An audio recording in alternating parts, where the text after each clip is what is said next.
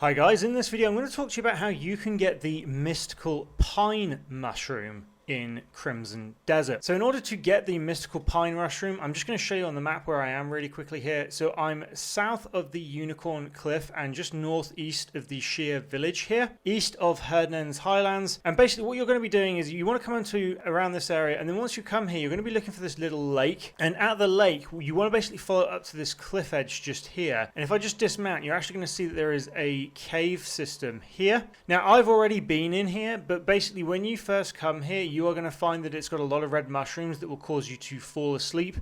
The easiest way to get rid of these is just by attacking them, and you can use your bow and arrow as well to just shoot them, and that will allow you to come straight in. And when you come straight in, if you come to the end of the cave here, this is where you're actually going to find the mystical pine mushroom. There is a chance that when you come here as well that you are going to get knocked out by two children. If that happens, you are going to need to go and complete a side quest in order to enter this area. I will leave a link to that quest down in the description below for anybody interested. You're basically going to have to go and get a relic off the top of an ant's head. But I really hope that this video helped. Please do drop a like and subscribe if it did. It's greatly appreciated for helping the channel, and I will see you in the next tutorial. Thanks for watching.